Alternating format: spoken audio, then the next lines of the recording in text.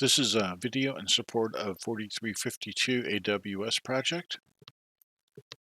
First thing we're going to do is point out that the instructions expect you to have installed the MySQL workbench. So you need to have, you need to have this workbench installed. And let me get rid of that. This is old. Okay, so yeah, you have to have the MySQL workbench installed. This video does not go over the installation, although it is discussed in the document, project description document that came with the project. Okay.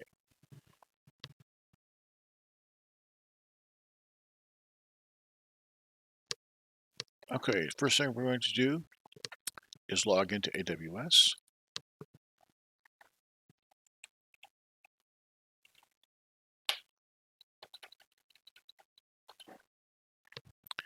Okay, I'm going to sign into the console.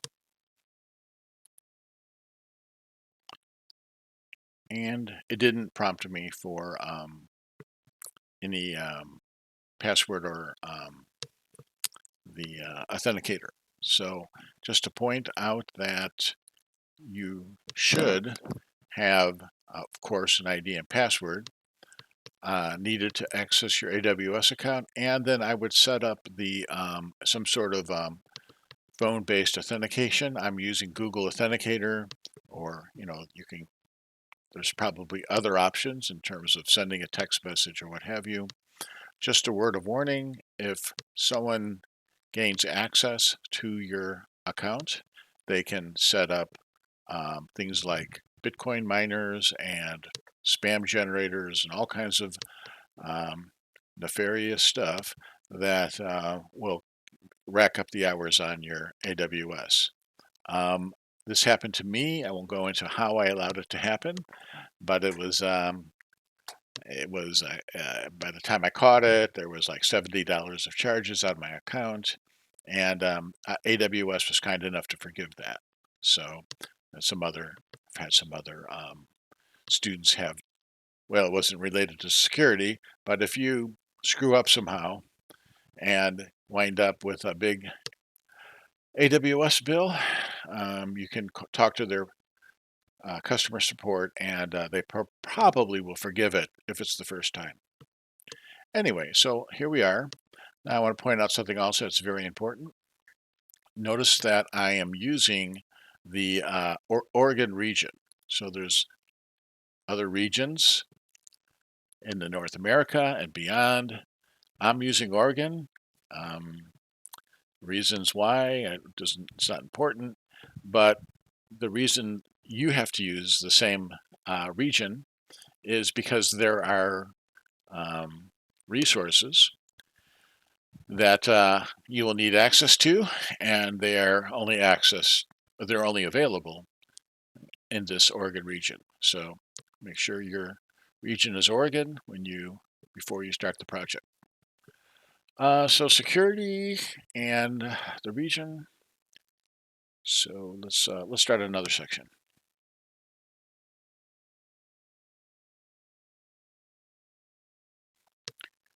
Okay, in this next step, you're going to set up your key pair, your PEM file, which you will need to log into SSH, log into your virtual machines using SSH. So here, this is where you press that, and you have all the services. And the first thing you need to do is you need to go to Compute and then EC2. And that will take you to this page here. It'll show up on whatever you last visited. And so after that, then the selection shows up in recently visited, and that's good. So go back here. And so I'm going to security and then key pairs. And so I'm going to generate a new key pair. I have one already, but I'm going to generate a new one to demonstrate it. There's nothing to it. So create key pair. And so give it a name. So this is to do key pair. I'm just thinking name it. Demo to do demo key pair. That'll do. And you have to make sure it's RSA, and you have to, I don't know why it defaults to PuTTY, PPK files, but you have to select PEM and create key pair.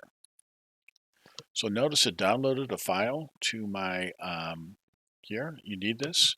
So I am going to copy this into my C drive temp, just because it's someplace to put it.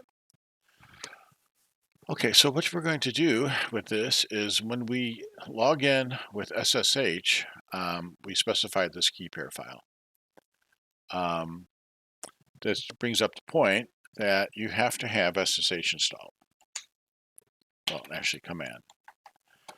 So I'm just going to use command, not PowerShell, and you have to, if you're on Windows 10, my understanding is, or at least when I set it up, that the SSH, our OpenSSH package, is not installed by default or is not available. So you have to go through a process, find it online, very easy, of enabling SSH on Windows 10. If you're on a Mac, any Linux or Unix-based machine like OS X or Linux will have SSH built into it. And also on, if you're running Windows 7, why? But you can also install with Windows 7, because OpenSSH is not available from Microsoft. You can install Cygwin, C-I-G-W-N, I believe. But anyway, here we are, Windows 10 and SSH, and it's working. So before we can use it, though, we have to set the security. So again, this is something, if you're on a Unix machine, you use chmod, CHMOD, to set the permissions. I think it's 077. No, 007. But on Windows, it's much more complicated. We're going to set the permissions to, read only by only the owner. I know it sounds complicated. Anyway, that's how we do it. Select a file, properties, security, advanced, and then you want to disable inheritance, and then convert, and then, excuse me, you want to essentially remove all of them, all of these permissions. And then add one, we need a permission, and so select a principal, that's who it applies to. Now this is my PC, and I know my ID is Mike. Check names, that's me. Okay, so that's the principal, the user. And then these are good, read, write, read and execute, and then read only. So hit OK. And then there it is. Apply, important. You can't hit OK, believe it or not. You have to first apply, and then OK, and then OK. And now SSH will work with this PEM file. Okay. Looking at so you'll find this list of steps in that project description file. And let's start a new section.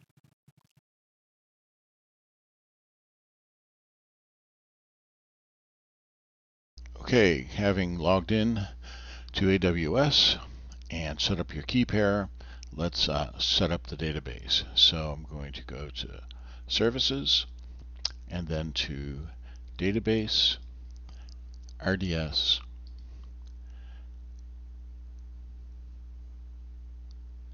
and I would ignore this and this. I'm going to go into here and then create a database from here. Alright, so this is about creating a relational database. And so standard create, yep, MySQL, important. And leave it to community. Ignore these. Ignore that, or leave that alone. This is very important. If you leave it in production, you're going to get charged for that. So free tier. Leave that alone. Now here we want to give it a name. So I'll do to do MySQL, something like that. All right. Now we want to give it a password. Leave that alone. We don't want to generate a password, so we're gonna. Now I'm gonna write down this password so I can get to it later. So that is looking for. Oh, there it is. So I'm gonna write some of this stuff down.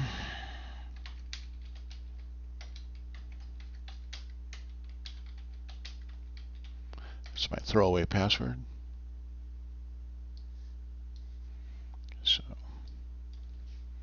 So we left it to admin as the ID.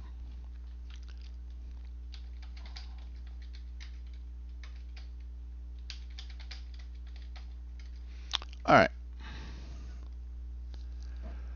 So instance, leave that alone. Storage, leave that alone. Connectivity. See, these are some new features that are causing me to have to re-record this from last year. I'm going to leave it alone. Alone. Now here, this is very important. So you're going to be contacting this database from your desktop. So you need to make it public. Very important. All right, so we're going to create a new security group, and this is essentially a firewall that'll let your desktop access this the server that the database runs on. And so we're going to give it a name, and it's like to do MySQL SG for security group, and then I'm going to go the date because I want to delete it. And I'm going to copy and paste that into my off screen. All right. No preferences is good. Now that another new feature. Yeah, let's leave that alone. Leave that alone. Password authentication, leave it as is. What's in here? Yeah, well, that's default. We want that. No problem. No monitoring. That will cost you money. And I believe nothing in here is necessary. We're going to set a database, so we don't need that. That's good. That's good. Well, I don't think, I've never messed with it. I think it looks good. Leave, I'm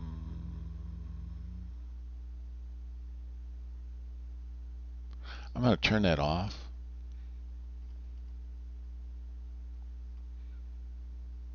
Everything else looks good. So we're going to create the database.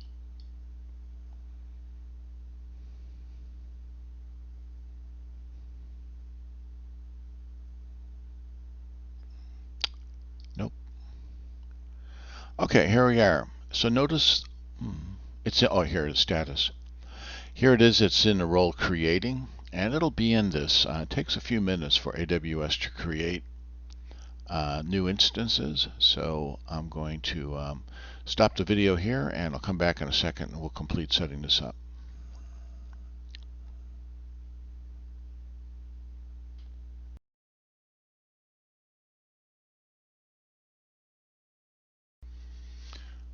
Okay, we're waiting for the database to get set up. So the first thing we can do while waiting is we'll have to set up the security group for that server.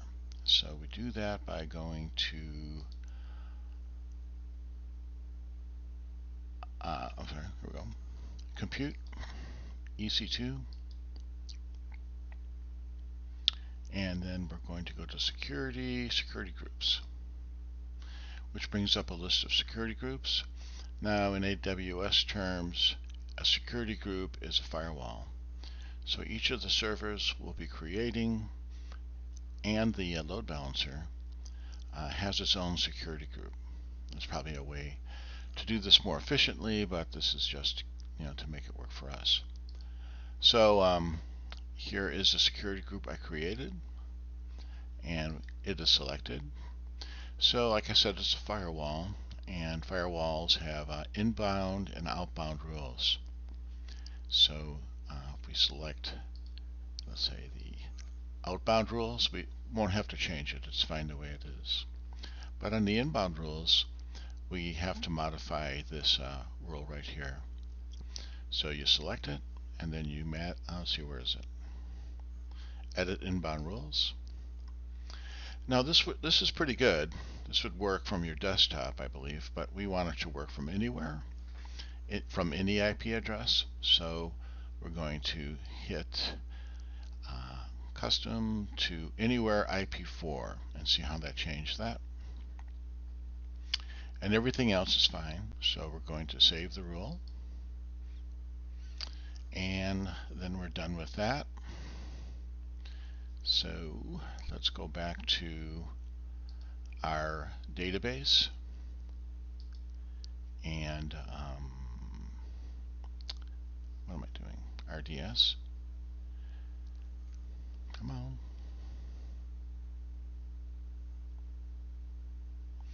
And our instances. Now notice we have one, and we'll select it and see now it's available. Where did it go? So let's so the next thing we need to do is we need to connect to set up MySQL Workbench to connect to the server. So I'll click the server, and this is what we need right here. It says endpoint. This is the DNS, the public DNS name that has been assigned to this server by Amazon, of course. And so we need to copy that, and we're going to need this a few times. So we're going to save this off on our little list of things. And okay, so I'll save that for later. Because with that, we need to set up MySQL Workbench. So I'm going to start the Workbench. And here we don't have any connections. Well, we have one. So we have to create a new connection to that server. So we'll just hit plus, new connection, to do AWS. And here now, this is the address the server is running at. So I'm going to paste in, this string, which I just copied, right there. And make sure you get the whole string. So it ends with com and it starts with, whatever name you gave it. Port number is default. That's good. MySQL defaults to their master super user or DB master admin, DB admin root, but we have it set to, as you recall, admin, and then our password.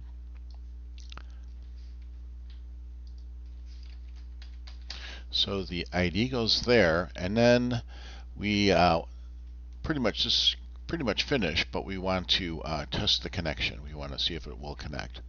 So this is a very nice feature of the Workbench, in my opinion. We'll test the connection, and it brings, all right, well, this is a previous test. I don't know if I want to start over again, but yeah, let's do something here. We'll clear the vault, and now we'll test the connection again. No, it still works.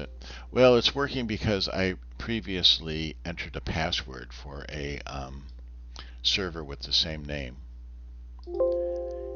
And I wanted to demo the whole thing, but I don't really feel like starting over again. So let's rename this to something else, AWS 2. And now try to catch the connection. Keeps doing it. Oh, it's stored according to this address. All right. So anyway, my point is that it will.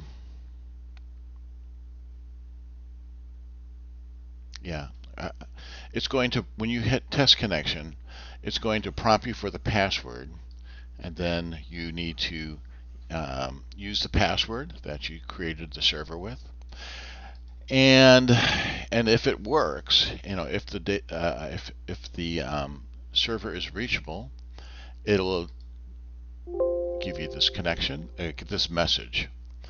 I would also suggest when you enter the password into the dialog that we're not seeing here because I've done it already, that you save it. You save the password.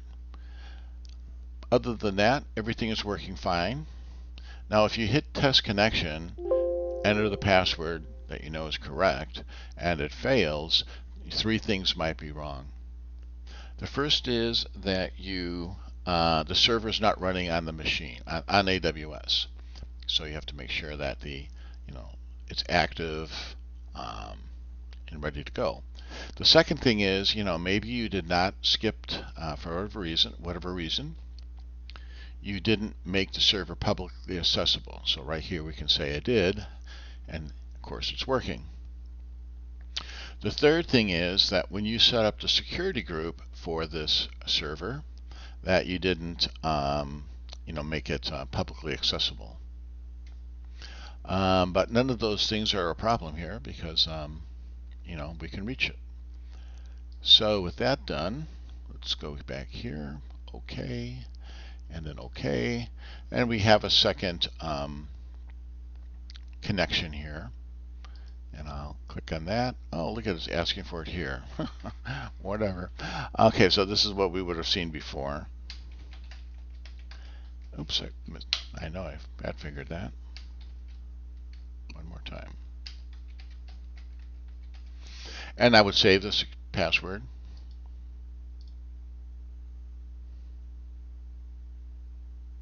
And then we get an edit, a SQL editor. So one more time. After having saved the password, we get to this. Okay, so now this is the MySQL workbench.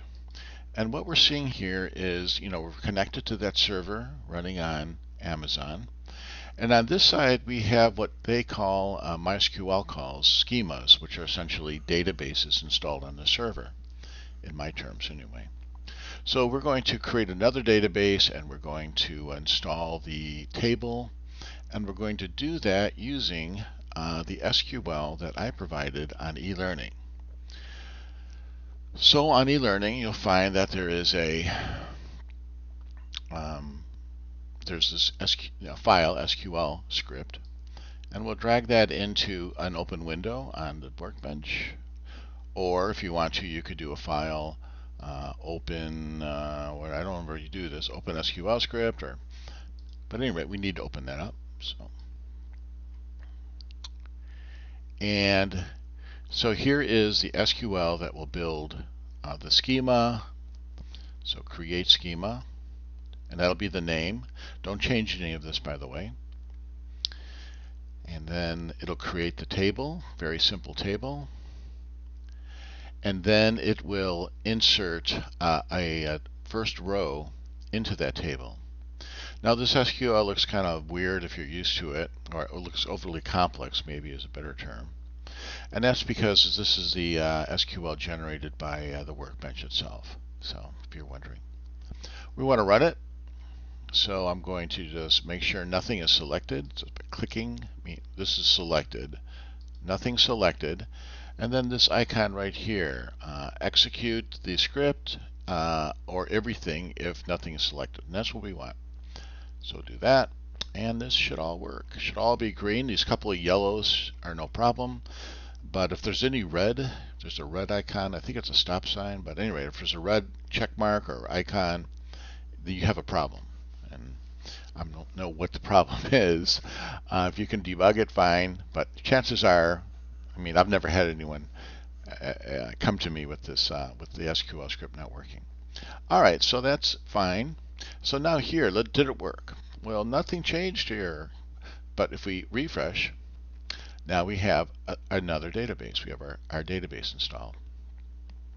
And we can drill down on that. And there's our table, our to-do table that we created here.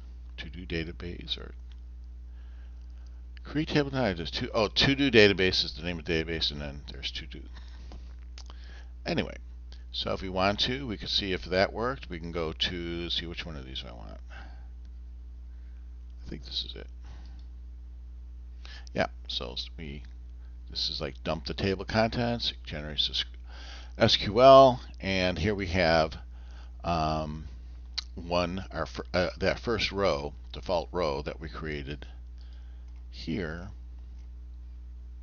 in as a row in that to-do table. So that all worked very well. So that's it for this section. We have our database set up. We've installed the schema. We can connect to it from our desktop through the workbench. And then with the workbench, we installed the database schema and the table, and then inserted a default row. And we're ready to move on to the next section.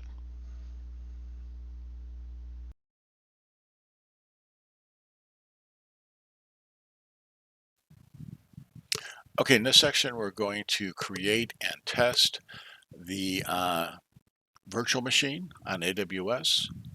And so let's get into it. To get to EC2, one way or the other, get to the EC2 page. And we have 0 instances running. Check that, yep, 0.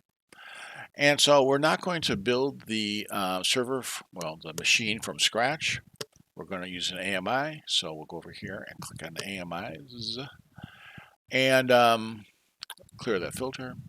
So what you have to pay attention to on this page, we clicked on AMI and now we're on this AMI selection page. And you have to make sure that this is set for public and that this, the region we're in is Oregon. So if it's not Oregon, you will not find this AMI. So make sure it's that. With those two things, let's search for it. So SE4352. And there it is. So that's our virtual machine image containing Tomcat. And we'll click on that. So we're going to drill down onto that. And nothing really on this page other than we're going to launch a virtual machine from this machine image. So here we are. So we're going to have to, so I'll step you through setting it up. So we're going to give it a name, whatever you want to call it, not Timcat. And now I'm saying 1 because there's going to be 3 of these servers eventually, or 3 of these machines running servers. And this will be the first of 3. And so this is good. Applications, instance type. Now this is a little concerned with this, so I don't want you to have to pay for any of this. And so this is a large. I think it's 8-core large. Anyway, actually it's a 32. So I'm going to, let's pick a cheap one. Let's pick the least expensive, what do you want to call it? A machine configuration. So all generations, and then click down, and you should see T1 micro. If you forget to click on the all generations, then you click, and then you open the drop down, you know, it's not there. Where is it? So turn it on, click down, T1 micro. Is there a better choice? I'm curious. No, I think that's the best one. Okay, so T1 micro. Next, key pair. We're going to be logging into this into this VM with SSH. So we need to select the key pair that'll be used to log in to authenticate. So we'll select the key pair that we created at the beginning of this process, and that's set up. Now, it's so odd. What am I talking about? I'm talking about the fact that here in this network settings, I'm seeing allow SSH traffic, where I've set this up a couple of times, gone through this process of setting it up a couple of times already, like this is actually the fourth time, I believe. And sometimes this option, which we need, is present, and sometimes it's not present. And I have no idea why. I'm using the same steps. So here it is. If you don't see this, then we'll fix it in a second. But if it is there, then check it, allow SSH, good. And then you'll want to select the HTTP or the secure HTTP option. And you could select this, but it doesn't matter. I'm leaving it off. So with those three things configured, the machine, the instance type, our key pair selected, and setting up our security group, you have to create security group. We're ready to launch this new virtual machine. So we'll launch it, and it'll take a second, and then we'll ignore all this, and we'll bounce back here. And so here we have our, you can select that if you want, refresh it, but here we have our instance and it's a running state. If yours is not in running, then you'll have to wait until it switches to running. In years past, it took several minutes for this to go from setting up to running, but it's almost instantaneous now, so that's a good thing. With it running though, we select the instance ID, and that takes us to this page describing this new virtual machine that is running for us. And this, one thing we'll need here is we need the public name, public DNS name, which Amazon sets up for us, and that is this right here. Now there is a private, there's another IP DNS, but that is private, so you don't want that. So I'm going to use this to to copy it, and then I'm going to paste it into my cheat sheet here because I'll need it later. So I'll delete the old one, paste in the new one. 167.2.1.2. Make sure I didn't mess that up. 167.2.1.2. All right, then.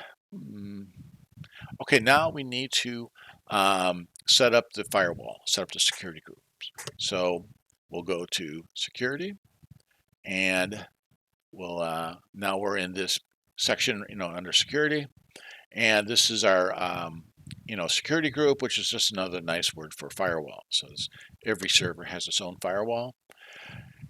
And so we'll want to edit this regardless. And so we'll, select this link for that security group. And then now we have a firewall is basically a set of filter rules for incoming and outgoing packets. And so you have these two. Now, if you only have one, remember I said about the SSH. So if SSH wasn't an option, then you only have one HTTPS line here. But we're going to need to edit it anyway. So we'll go into Edit Inbound Rules. And now we have our two rules. We'll do the easy one first. For HTTPS, the port number is 443, which is correct for secure HTTP, but we're using a different port number for reasons. And so I'm going to change it from HTTPS to custom TCP, and that way I can change something weird. I can't delete the first character of this.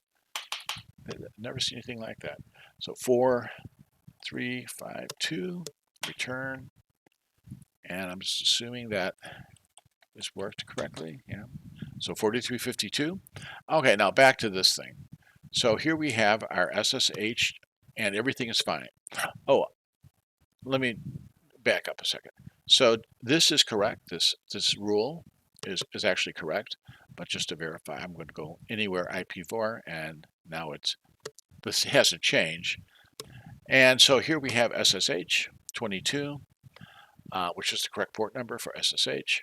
And I'm going to just do this anywhere IPv4 again, didn't change anything. And so if you have both lines, SSH and this custom 4352, you're good to go. You can save the rules. On the other hand, if you did not receive the SSH option before, then you just add a new rule. And so I'm going to add it. There'll be 3 rules, but I'll delete the what I'm adding in a sec. Add rule, and then here we'll select SSH, and here now it is important because it doesn't have a rule. We'll do anywhere IP4, and then notice that these are identical. Again, I'm showing you how to set up an SSH rule for the firewall in case it didn't give you that option. I'm going to delete it. So back to the, we're done here, and we'll save it. And we'll go back to our servers and see that's 0. So where's my running server? You can just refresh, and there it is. All right, so now we have our server running, and we need to get some information from it. Oh, I already did that, didn't I? 167, yeah. Okay, so actually we did need to go here, go back to our instances. Okay, so now we're done with the screen for time being, and now we want to log into this machine. So we want to log in from our desktop machine to into the server running in the cloud. So we'll need an SSH client running. So I'm just going to start a shell. You could use a PowerShell if you want, but I'm just going to do command, and we'll have command running, and then oops. And so you should have SSH set up. So type SSH. And if you don't get this, then you haven't installed SSH on your PC. Or, like I said, it'll come by, SSH comes configured by default on it's not a Mac, on a Apple machine. And any Unix-based machine, really, Linux. But at any rate, if it's not available on your Windows machine, then you'll have to go online and figure. There's plenty of videos explaining how to set up SSH. So, but it's running, of course, here SSH. Now we're going to use the back up a second. So now we need the key file that we downloaded in the first step, the PEM file. So mine is in this directory. And it's right there, my key pair. So now we're going to start SSH.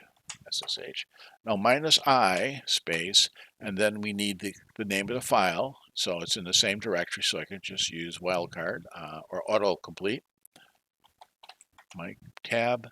So there's my file.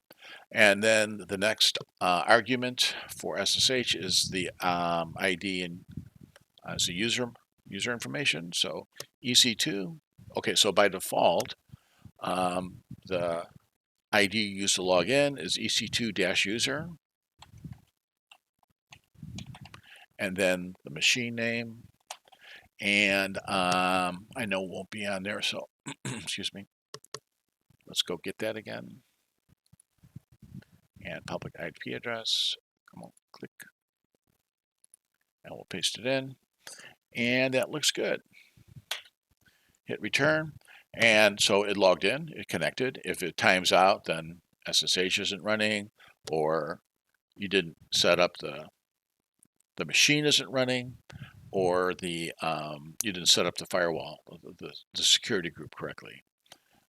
So if you don't get this, if the connection times out when you try and log in, also of course make sure that you copy this correctly, EC2 and then you copied this correctly, this long DNS name.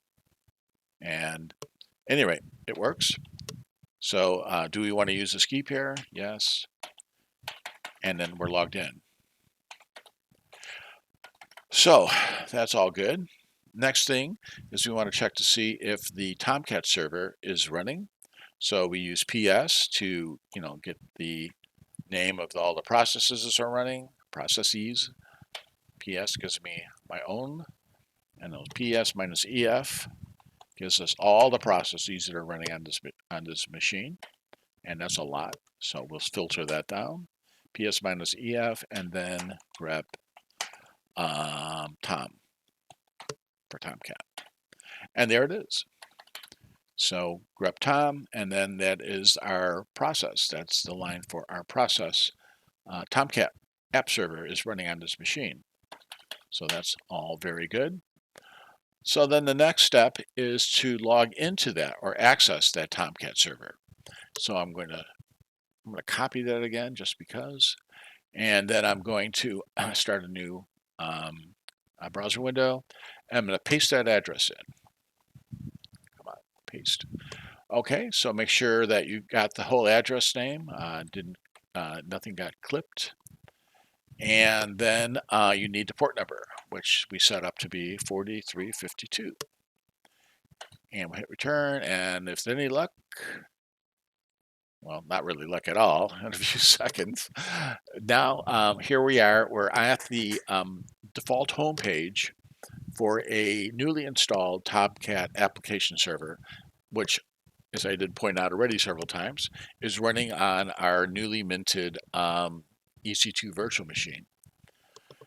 So you could click around all this. I don't think you can do any damage, but what we're interested in is going to this tab here, Manage Your App, and that's going to prompt us for an ID and password. So if you go to this project description that I've provided, it's a lot of information here, and not every bit of it is needed or has been superseded by these videos. But what we do need is this Tomcat app server access right there. And then this gives an example of how to log in. And then, but what we do need is this ID and password. So I've copied that into my cheat sheet. So let's drag that back over here. And so here we need username and password. So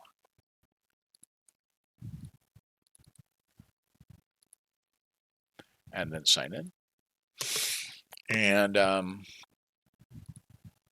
And so here is the manager page for this application server.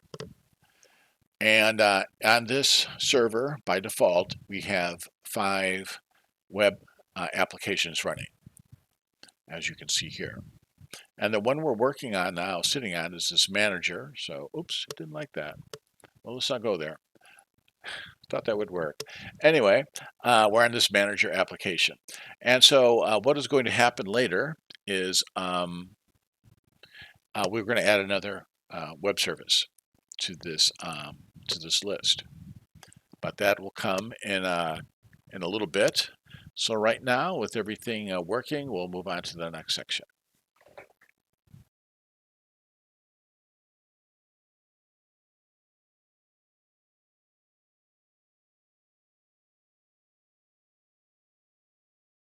Okay, here we are where we left off in the last section. We have our EC2 server is running, and we tested out. We tested Tomcat. Tomcat is running correctly, and so now in this section, we're going to need to configure the EC2 or the Tomcat server running on the server on EC2 with the information needed to access the database. So that'll be get to that in a second. So this is again one of the more, well, this is the most complicated, probably easy to mess up operation in the project. So I already messed it up once before and had to restart. So let's see if I can get it second time's the charm here. So now we need to log in. Okay, well, let me make a point looking at my notes here. That Word document has a lot of information in it, in terms of especially the section here for Tomcat. So, how to start and stop the server, and so on. So I'll be referring back to this a few times. But again, there's at least, especially in the section on Tomcat, is a lot of useful information here. Okay, so we're going to, let me make up notes here. All right, excuse me, need a shell. So I don't use PowerShell. I could, but it's just easier. All right, so now we need to log into the server using SSH client, and I'm going to demonstrate something else because sometimes people have trouble with this.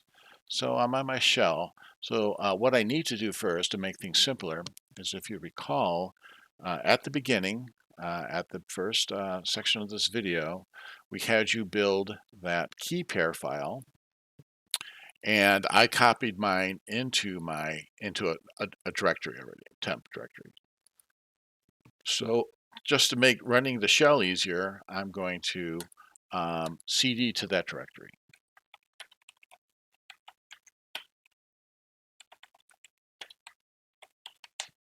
So there's my key pair.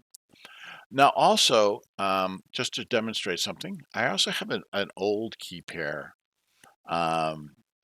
that has a problem. So let's try using that first. So we'll do SSH. Oh, okay, looking at my notes again. Let's set up something here.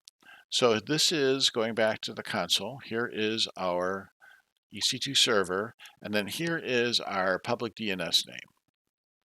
So we want to copy that. And then I've already, oops, where's my editor? I already copied it in here, but I copied it again. And so, oh, not there. I copied it here. All right, but what I want to set up is the login. So you know, we need to provide a user ID when we log into SSH. So the default user ID is EC2-user at, and then our machine address. Okay, so there we have that kind of set up already for us. Just one less thing to screw up. So in my directory where my keys are, SSH -i, so that's the name of the key file. And like I said, I'm going to start off with junk, the bad one, and then the PEM file. And then I'm going to get my address here and paste that in. So SSH -i, the name of the PEM file, and then the login. Hit return. And then here's an error that you might see if things didn't go correctly. And it says permissions for the PM file are too open. So if you recall, and it's also in the document, before we can use this PEM file in SSH, we had to set its permissions, and that was covered in that section, at the beginning. So if you didn't change permissions or somehow messed up changing the permissions on that PEM file, or your PEM file, then you'll probably see this error. And it's an indication, just letting you know that, what's wrong. So let's use the correct file now.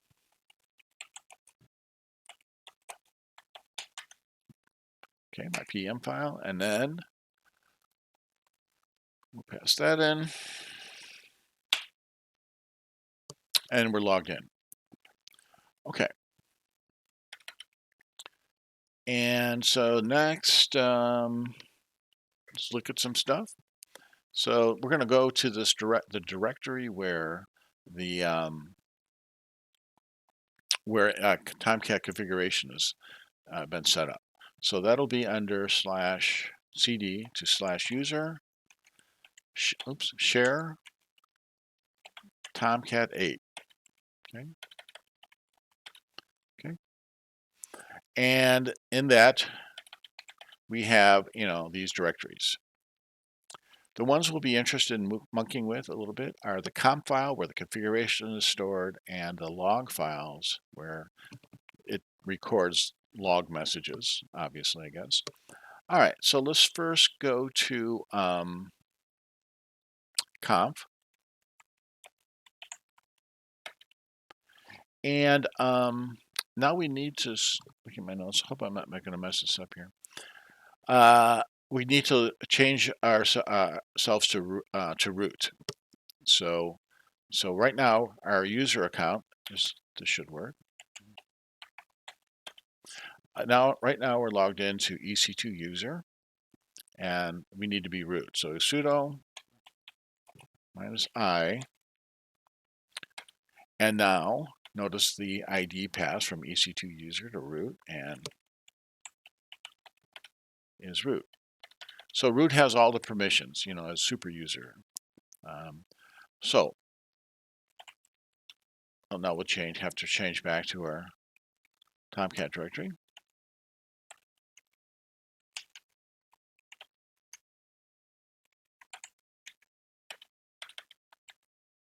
So in the comp directory, user share Tomcat 8, we want to modify this file server.xml.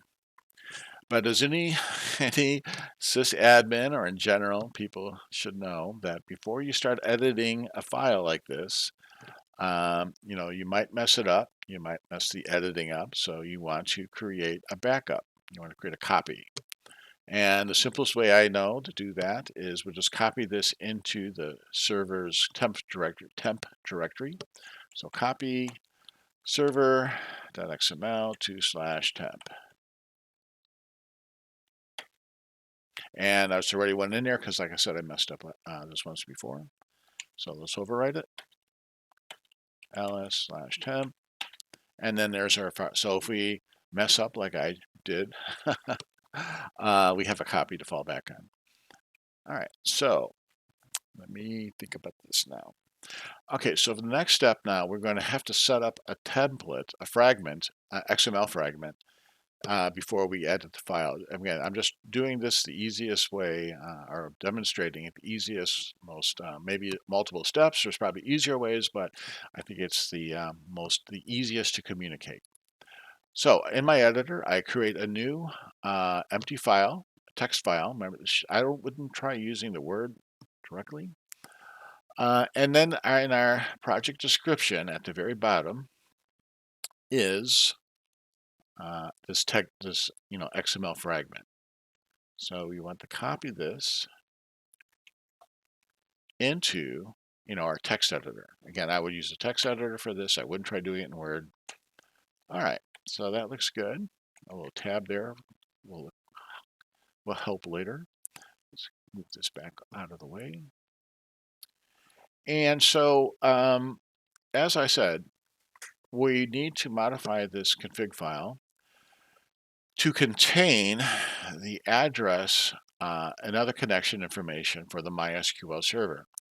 So if you remember, when we set up the connection in the MySQL workbench, we had to provide the address and the ID and password.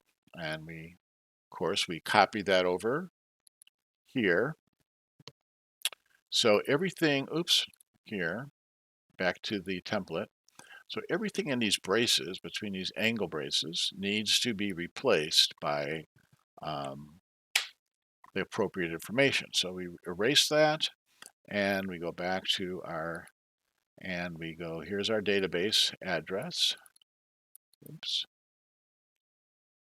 Now, there we go, copy it, no spaces, no nothing. Back here, and then right, after the slash, before the colon, paste that in. And that's how that should look. Right? And remember, we got this address from the MySQL instance we set up at the beginning. The last two entries are the ID and password, and I just remember what those are. And then again, getting rid of the angle brackets. And that we don't even have to save it. You can save it if you want to, but here's how it should look. Everything is correct. All right, let's see if I can. All right, this is where I messed up last time, and I would have done it again if I hadn't noted it. Before we can edit this file, we have to stop the Tomcat server. If we edit this server XML file while the server is running, it won't take effect, and when we shut down the server, it'll overwrite our changes. So we have to stop the server. So the question is the server running? Let's test that. Again, in this document, this handy dandy document, we have our Tomcat stuff. And so this is how we start and stop the server. To test the server is running, we have that little, right there.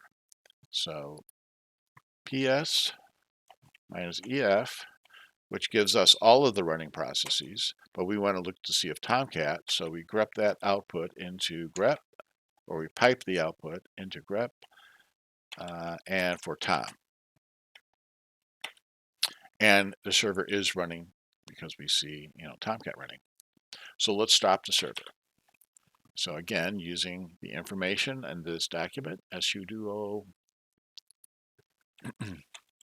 sudo -i, but this means we're going to run it as Tomcat, the user Tomcat. You can look this stuff up if you're interested.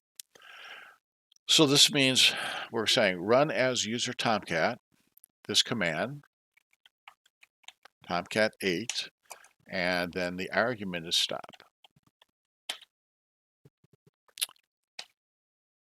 Okay, what did I do wrong?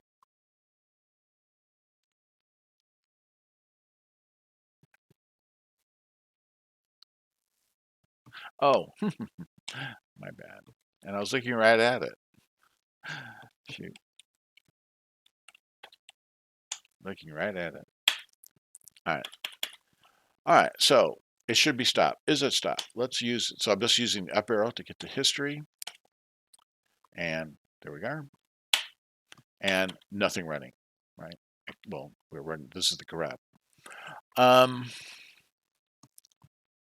Okay. Well, so with Tomcat running and with our server backed up, our server file backed up, we now want to edit this file on, on this Linux machine. So in the config directory, now there's probably, like I said, I can think of probably a half dozen ways of doing this more easily or more effectively or efficiently, but we're going to do the simplest.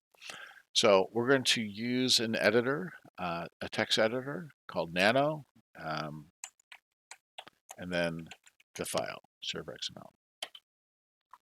All right, so in the file, the editor is open. Let's open this window up a little bit so we can get ourselves a little more space here.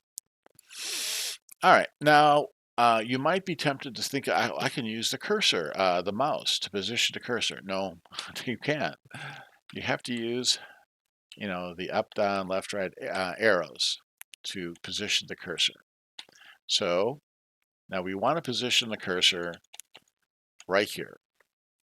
So this is the section that, this is an XML document, and this is a section or an element global naming resources. And then, every XML tag has a closing tag. So here's the closing tag, slash or backslash global naming resources. And so we want to place this text, oops, we want to place this text into that, right here. So back to the editor. So I'm going to place the cursor right at the beginning of slash global 3 times, bring it up. So now our cursor is between the existing resource that came, with the installation and the closing global. So just going to copy it and switch over. Be careful not to click the cursor, and don't click in the window. That'll mess it up. And then right arrow to paste. Right mouse button to paste. Sorry, right mouse button. And they're pasted it in. So this looks great. Here we have the original resource and it's closing, right there. And now here's our new resource, just as we pasted it in, or edited it and pasted it in. And its closing element, and then the closing element for global naming resources. So, we don't need that anymore. We don't really need this anymore. So now we want to save this file.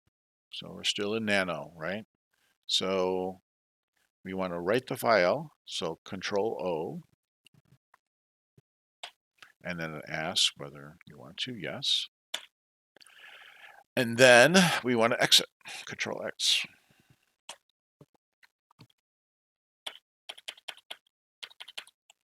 Yeah,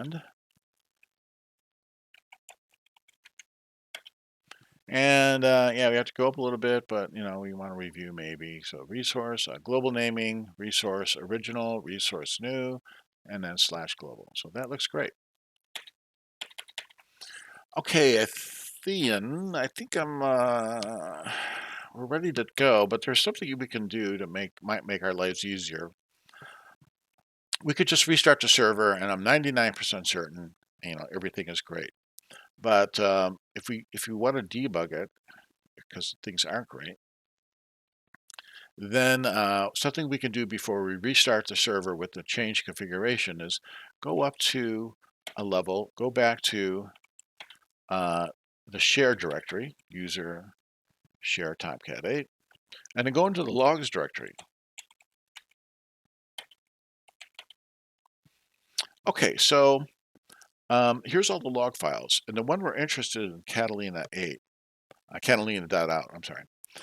But the thing is, if we looked at this file now, we would see it's quite large and full of a lot of information from previous runs, which would make it hard to examine.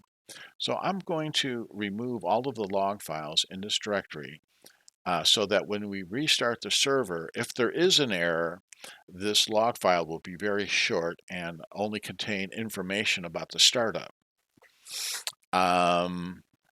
So they'll just make it easier to debug if necessary. So I'm very carefully making sure that we are in the correct directory. We can do rm.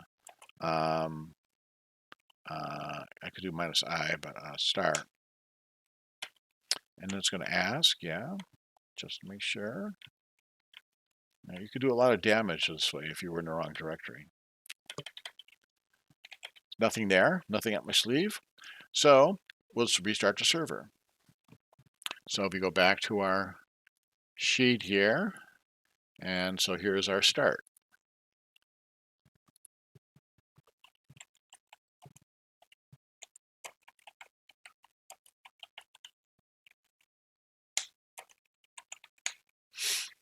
All right. And is it running?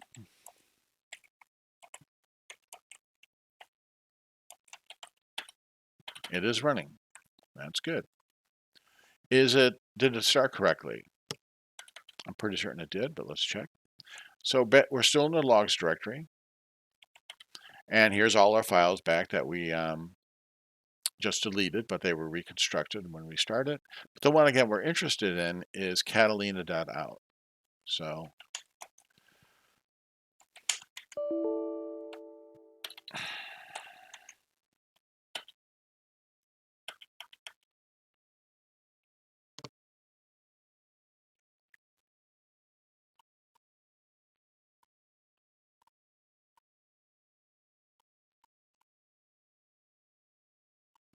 So, I'm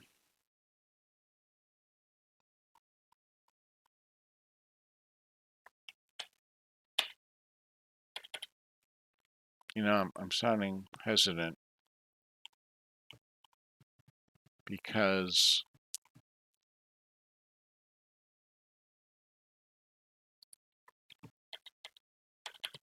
this doesn't look quite right. But maybe it's because, oh, okay. It's just because it was wrapping. Yeah, this is good. Sorry. Yeah, these 3 lines is an indication it was working correctly. Also, let's get a little white space here, and we'll cat it again. It's a lot. It seems to be a lot bigger than I remember it being, but that's what it is. So another thing we're looking for, and we don't see, which is great, is if we see any Java stack traces, that you get when an exception is thrown, that would be a problem. That would be a problem that you'd have to address. But here we're not seeing anything like that, and we are seeing our these last 3 lines, which I'm used to seeing, and so that's great. So now let's look at my notes here. Okay, yeah. So let's see if Tomcat is working. The application is running correctly on top. Oh, well, I left a step out. Now we need to install the application. So let's open up a browser and we will go to our Tomcat address, which is on our EC2 server. So here, EC2 machine, and that. In fact, if we wanted to, we could just say colon 4352, and then we have the whole thing.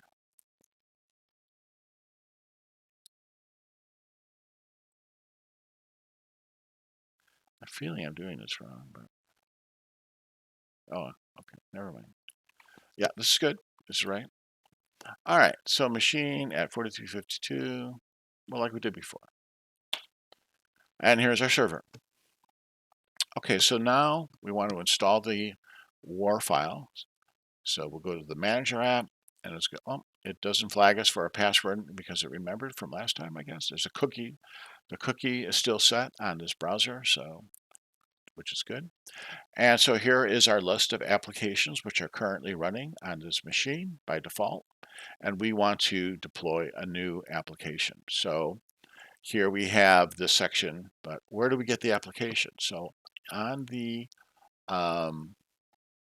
in the material, the project material, you'll find this file, to do webapp.war. So WAR stands for Web Archive, and this is, Java Enterprise Edition archive for deploying web services in a JEE container like Tomcat is.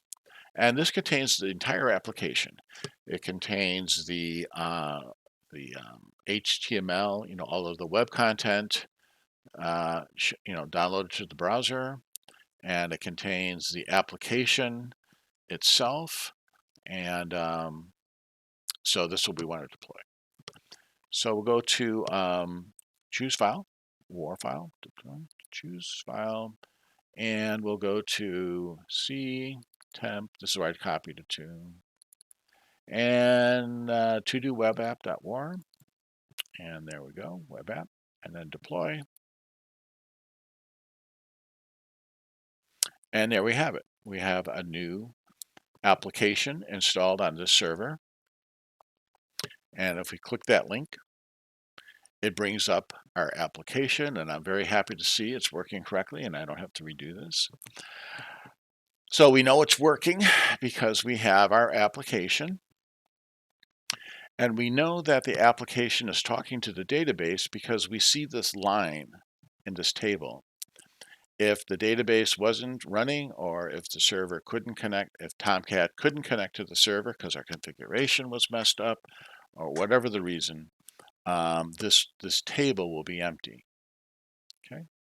Another thing we can do is we can say get server info, and that will give us the address, the public address that this machine, that this Tomcat server is running at. So this is our public, IP address that the machine is running at. And this will come in handy later. Well, that's the address right there, I think. Anyway, let's try adding a new to-do. So second to-do, and then just, whatever you want to do. Doesn't matter. Add it, and then a second line shows up. So that's good. All right. So the application, we have a new EC2 server, and we've set up the machine Tomcat for the database, and then we installed the application, and we've tested the application, and we're ready to move on to the next step. Except that, let's look at the database just for the heck of it. So let's start up MySQL, and we'll connect to that machine we created. We created this connection. And then here we have our schema and our table to do. And then we can hit this, there's a number of ways of doing this, but we hit this little show me everything. And here is the result set. And now we have two, the original and the second to do that I just added. So here, updated the database. Okay, we'll move on to the next section.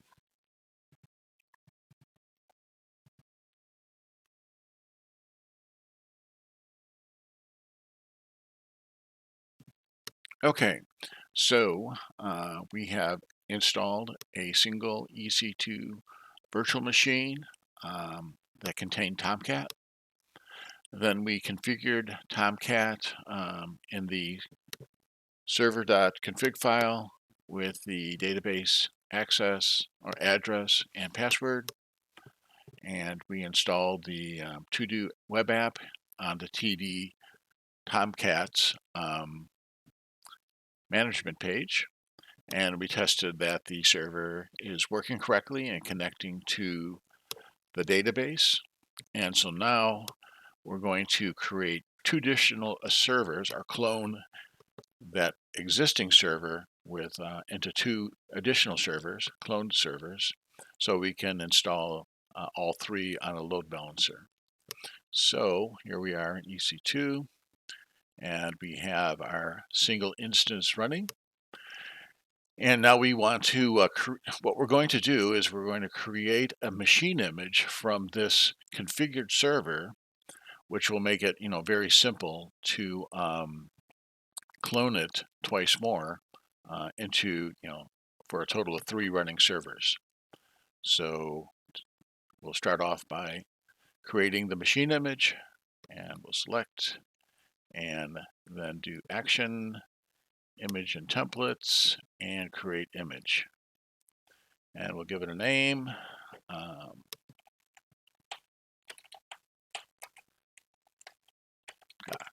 To clone, doesn't really matter. And nothing else needs to be set, so we'll create the image. And then we'll go back to the images.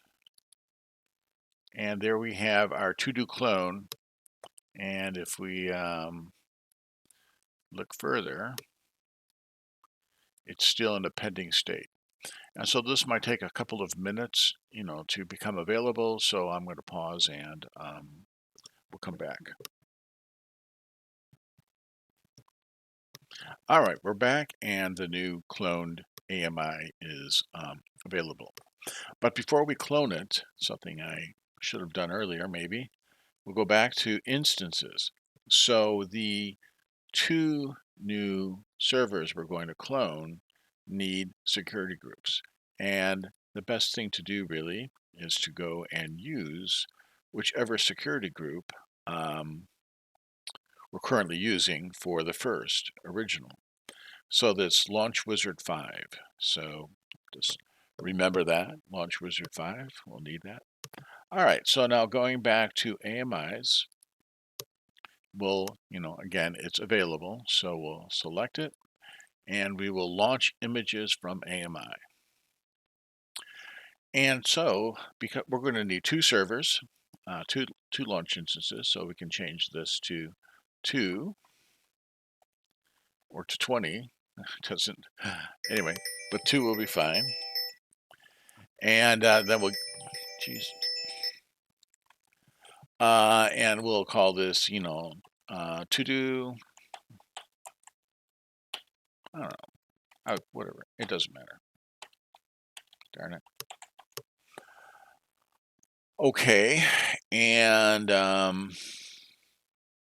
so we're using our clone, and so just to be sure, because I've noticed sometimes this comes up not T1 micro, so we'll turn on all generations, and if it's not T1 micro, if it's some other, I would go ahead and select T1 micro because it's sure not to cost you money. At least that's my impression. Okay, we need a key pair, because why not? We might want to log into these servers, although it should not be necessary. So we'll pick our key pair. And then, so this is a little bit different from before. I'm going to select an existing security group, and then we'll click down here. And I know I got a lot of them here, but Launch Wizard 5 is what we want. And everything else looks good. So we'll launch those instances. And go back to instances. And then so we have our two clones. I'm going to rename these clone, well, Tomcat. So server 2 and 3, just so we can tell the difference later on. And let's do a check here. And okay, I'm going to pause again until these go ready. Okay, I'm back. And I noticed that what I was checking was status check when I should have been looking state. And so these are running and working. I just checked myself. So let's move on. You don't have to wait till these go to check two of two checks passed. That's not necessary. These should be running. Okay, so we have cloned this original server that we set up at the beginning into these two clones. Now, just to be sure, let's check them out to see that they're running and connecting to the database. Because if they aren't, there's no point in going further. So we'll click clone 2, and we will copy the address, public address, and we'll look at a new tab, and we'll paste that in there. Now these are running at 4352, just like the original. So 4352 slash, and then to do this case sensitive is important. All right, and there it is. So it's working. It's obviously the server on clone 2 is working, and it's connecting to the database because we're seeing these, rows in this table. So that one works. And just to be sure, let's go back and check clone 3. I'll look at all 3 passed their checks now. Clone 3. And again, copy the address, new tab, paste, colon, 52 slash. And there it is. And there again, we have our database connected and everything is good. So, looking at my notes here. So that's it for this section, and then the next section we'll wrap things up by creating a load balancer, and we're done. Okay, in this step, this is the final step. We are going to configure the load balancer.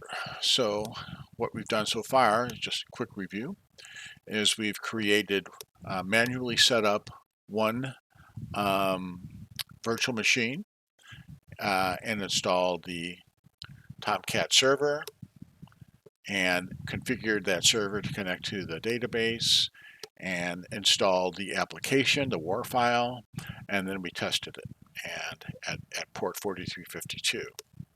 And that worked correctly. So then we cloned, or actually I should say, we created a new AMI machine image based on that single machine.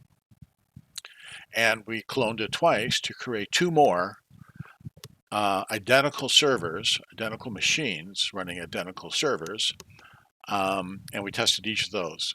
So now we're going to create a load balancer that will include our 3 servers in a load balanced cluster. This will be the cluster. And so a little more detail, we look here, and here are the external clients running it in the internet on phones and browsers. And this represents a firewall between the public internet and your local virtual private cloud or virtual private network that you have set up on AWS. It was just set up for you automatically. On the public side, the request will be accepted at port 80. So the standard HTTP port 80, and then the load balancer will forward those requests to the machines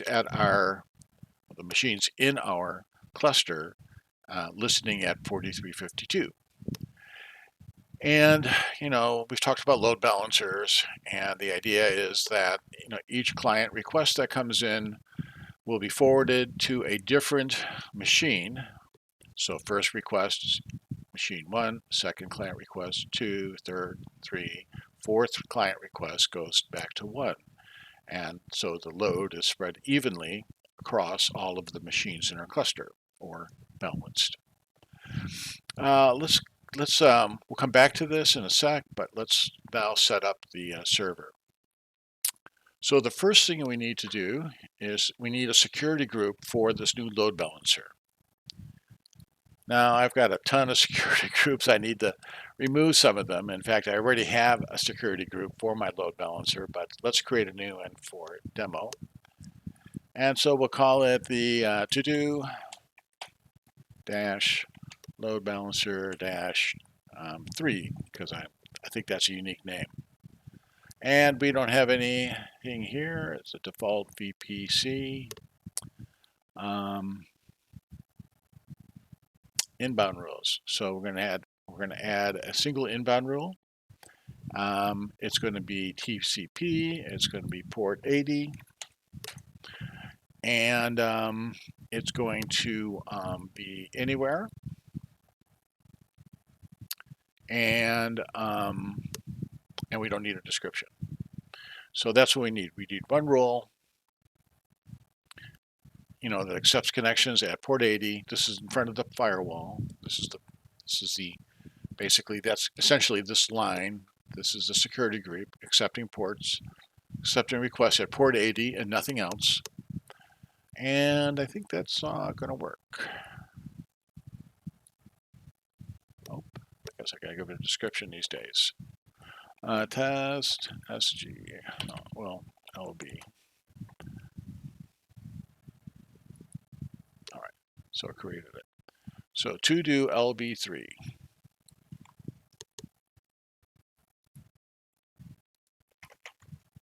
Taking notes. Okay, so they have a security group back to the EC, back to EC2 dashboard, and we're going to select load balancer. And we have no load balancers, so we're going to create one. And we're going to use the old school classic load balancer. Well, there's these in a, I don't know if this would be acceptable for an AWS professional to use this classic. There's more modern. I'm really not sure because I've never used one of these, but we're going to use classic. All right, so we need a name. So to do, just following the patterns I've been following. LB, and I'm going to make it 8 because I've been creating load balancers left and right. Internet facing, correct. And then we're going to use our default VPC that we've always been using. And I find that we need to enable all of these. So all 4 are enabled. Now our security group. So we're going to pick that security group I just created, LB3, right there. And I'm going to delete this one.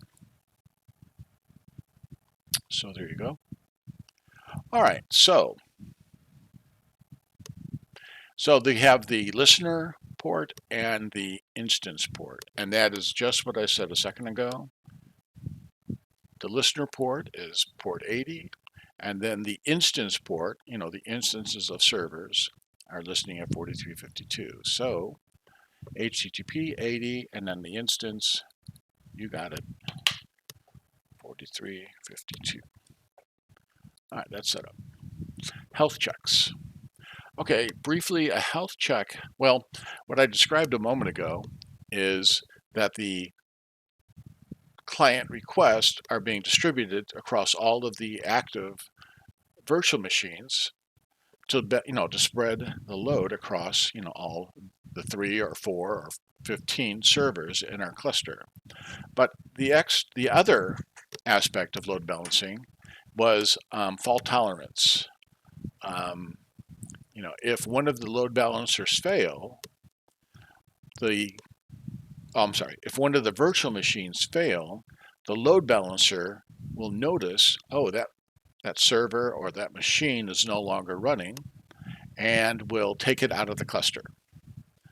And back to our availability tactics. So we talk about having a failure of, no, I got that backwards, having a fault of a machine not turn into a system failure because the other uh, remaining machines in the cluster will, continue to field the client's request. And so what we're filling out with this health checks right there is, how does, you know, it, it's the it is the method which the load balancer periodically checks to see if the server is still running. And that's what we're setting up. So we're setting up the health checks that the load balancer periodically sends to every one of the servers. And if the server fails the health check, then it is considered to be offline and is removed from the cluster. All right, so let's look at that. So, oh, no, health checks, yeah, okay. I thought we didn't do our instances. All right, so this is going to be, what port. Again, it's the load balancer sending requests to the virtual machines, and so the virtual machines are at 4352. So that means here, the instance, oh no, down here, the ping controller, HTTP, and we're going to be listening at 4352. And then we need to pass it the document that is going to, the load balancer periodically gets a document that is installed on the application. And the name of that path, the path for that document is, right here. So copied it and paste it. And be sure that you don't have the period here. There's no white spaces. It's going to screw it up. Okay, just as shown. It's 4352. All right, and now, well, let's go look at the advanced settings. And you could read these over. Response timeout is how many seconds the load balancer waits before deciding it's unhealthy. And this is how many checks will fail before the load balancer removes the virtual machine from the cluster. The interval between the checks, 5 seconds, and then the number of healthy checks before it was considered back online. I'm going to set this back down to 2 so we can, it just will come on, the virtual machines will come online much faster. All right, now, so that's all set up correctly, 4352. Instances, well, we're going to add our 3 instances. So here's the 3 instances. Notice they're all running. They should be running. And we'll just select them all and confirm. And there they're all online. Leave these alone. And no tags. And one more check so I don't have to do this again. Facing default, all 4 selected. Our load balancer, I'm sure that's correct. Our ports, our health check, and our instances. All right, let's go. Okay, so at least it didn't, that worked, good. We'll go to our load balancer. And so now the load balancer, so we're looking at the load balancer's management page. And here we have the status 0 of 3 instances in service. And then if we go down to here to target instances, we'll see they all say out of service. But also notice they say, each says, initial instance registration still in progress. So it's going through, I'm sure it's setting up the load balancer, is probably registering the IP addresses, and it's going to ping each server twice in this configuration, and if each server responds, in the threshold, then it'll come online. But this takes a little while, So, oh, that made me a liar. It sometimes is taken, okay, so warning, this sometimes took as long as a couple of minutes. I don't know what what's the magic. Um, that was pretty fast. That was very fast. The time I spent talking about it and then refreshed, it was back. But anyway, like I say, if I would give it a couple of minutes before giving up and trying to figure out what went wrong. Okay, so now we have the whole thing set up. I was going to show that diagram again, but let's not bother. All right, so let's check it out. So here is the DNS name. I guess maybe now I will show it. Where is the document? So the DNS name that the load balancer is registered at port 80. So we're going to copy that, and we'll open a new tab, and we'll paste that in. But we still have to give it the app name. Now there's ways around this. We could have a default app on that server, but we don't have that set up this way. So to do, and it's case sensitive, and return, and with any luck, there it is. So there we have it running. Thank goodness. So we know it's connecting to the database because again we have these previously defined records, and we could add another.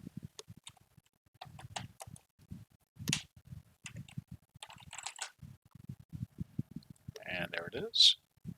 And so here's an interesting thing I added to for demonstration purposes and for testing. So there's this button, Get Server Info.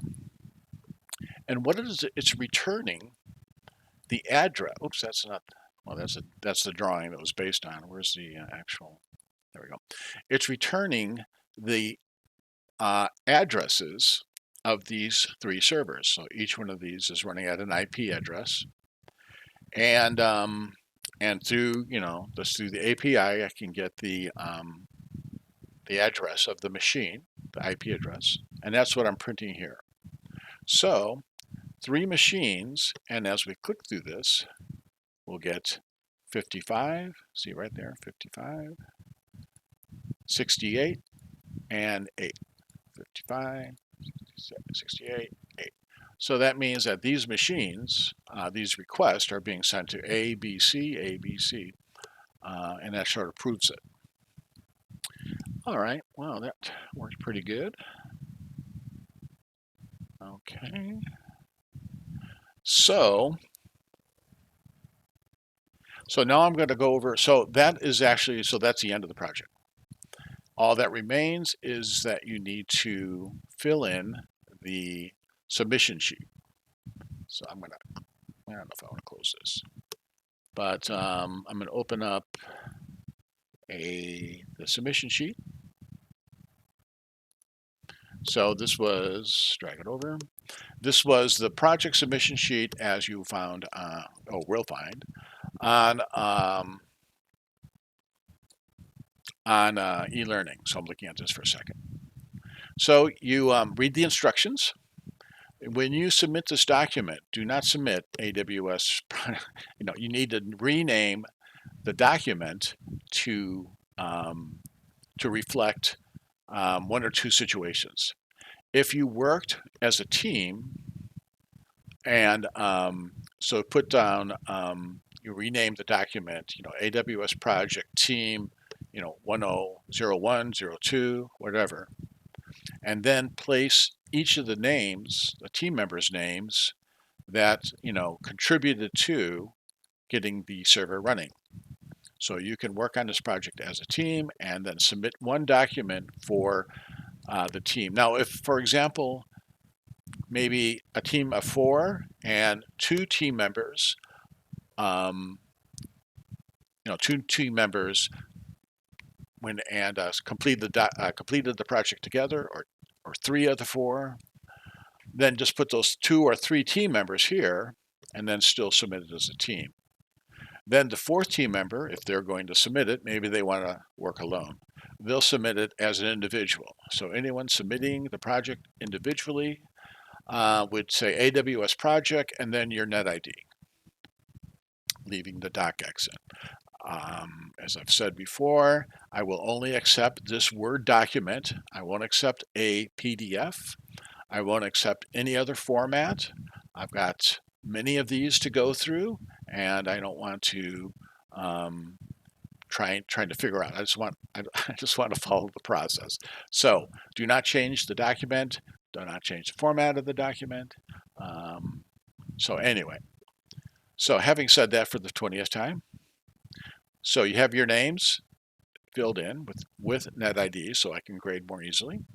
All right, and then so what am I looking for here? Well, I want the load balancer name. So if you've tested it out, that's what this is right here. The IP address, or not the IP address, the public DNS name, and then the path to the app. So I can just copy from here and paste, come on, and paste into a browser pane. And boom, now I can test it. 1, 2, 3. Okay, changing, and it's a good day. We're done. So, so that's how you fill in this portion. Again, just what you have here: the IP, the DNS name / to do web app. Then, because well, if you have it all working, then I don't know. I don't really care because I can see the 3 IP addresses of the 3 machines here. So you can leave this blank if you want, or you have to go. You go into your instances page, for EC2, and grab the excuse me, grab the public IP address. So click one and the public, and then paste into the first. Whoops, let's not screw that up. Paste the first one in, and then instance 2, and grab. I don't think I need to demonstrate this in much detail. V. Well, yeah, I'm not going to check these. If this is working correctly, 1, 2, 3, all 3 servers talking to the database, that's just obvious. It wouldn't work if it didn't, if this wasn't set up. If you want to, you can fill in this second part here, and especially if you're trying to get partial credit. If you couldn't quite get it to work, then provide the public address of the machines we're able to set up to whatever extent, and so on. So, what is that? Oops, I just made a mistake. All right, anyway, I saved the document. Anyway, well, I'll fix it. All right, so then, and so here's the project milestones, or the separate.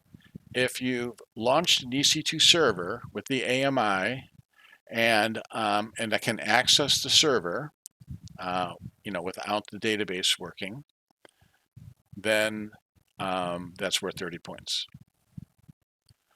And if you're able to install the WAR file, which you don't necessarily have the database working, that's worth 50 points. So 20 plus 30 plus 20. If you're able to install the MySQL database and get the connection working so that the Tomcat server is talking to the database and retrieving records, an additional 30 points for 70. And then I think that doesn't quite right. Oh, that's 50, 80, and then, okay.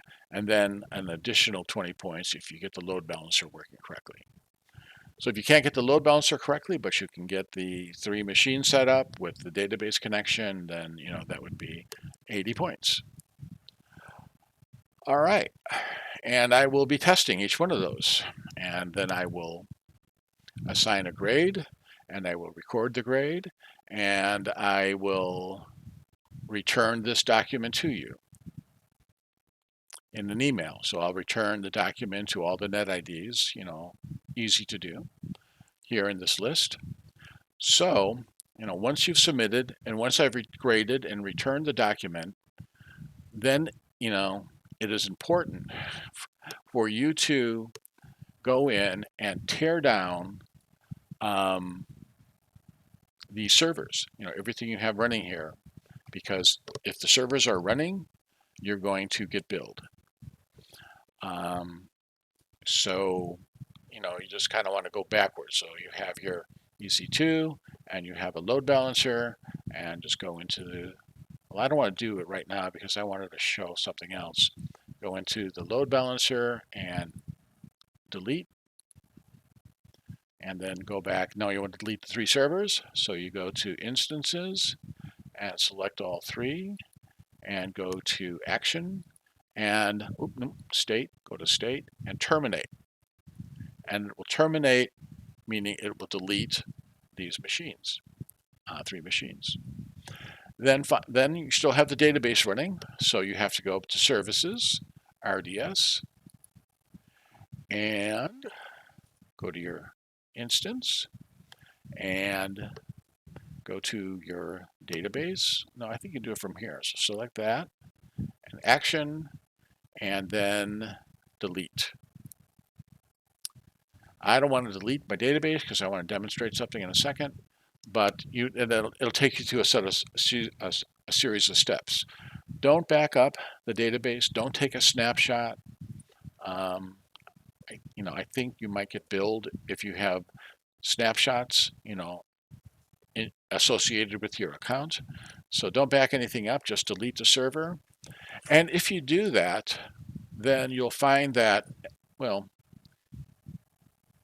if you wish to keep your account active because you want to work on a certification, which I recommend, AWS or Microsoft or those 2 big ones. So if you want to, pursue an AWS cert, then I would just leave your account going, and because you'll need it to, to do the exercises and so on. But if you're not interested in that, then you can delete the account altogether. And I don't know how to do that because I've never done it, but I'm sure there's all kinds of advice on, you can Google, and it'll tell you how to, permanently delete your AWS account. Oh, one more thing. If you decide to keep the account, then I recommend you set up some sort of, 2-phase security. Now you can set up the Google Authenticator on your phone, and then set up your security, your account, your AWS account security to use the Authenticator, or you can send a text message, the good old send a text message to your phone. But I would not leave your AWS account with only an ID and password, because, and how do I know this? Because I've experienced it. Long time ago, someone broke into my account, and they set up a bunch of, I'm not sure what it was. I think it was sending out email, spam mail. And I noticed that I had a, like $200 AWS bill. Now, if that were to happen to you for whatever reason, you can talk to AWS customer service and explain to them you're a student and all, and they'll forgive that bill. In fact, I've done it, and I've known a couple of other students over the years that somehow accumulated a very large bill, and AWS forgave them. I wouldn't count on them doing it twice, but you learn your lesson. So again, just set up some sort of 2-phase authentication so that people can't hack into your account, and you should be okay. All right, so that's it for the for my advice or talking about the project. The only other thing I'd like to do is demonstrate the taking some of these services offline. The load balancing. So I'm going to go back to if you can check out now if you want. So I'm going to go back to my account. I'm going to go back to my load balancer, and I'm going to see, and I'm going to go to my target instances, and everything is hunky-dory. All 3 servers are online.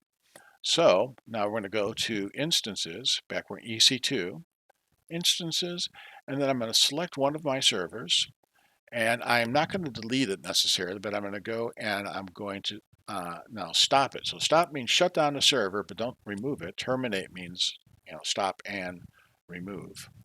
So I'm going to stop it, and yeah, and it should go. And what's stopping? I'm sure it's stopped. We'll go back to our load balancer, and if we, it will eventually tell us that one of them out of service. Yeah, right there. It's out of service.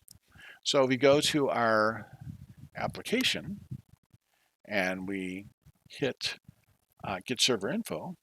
So we get 8 and 155 and 8. So there's only 2 servers responding, and that's load balancer in action.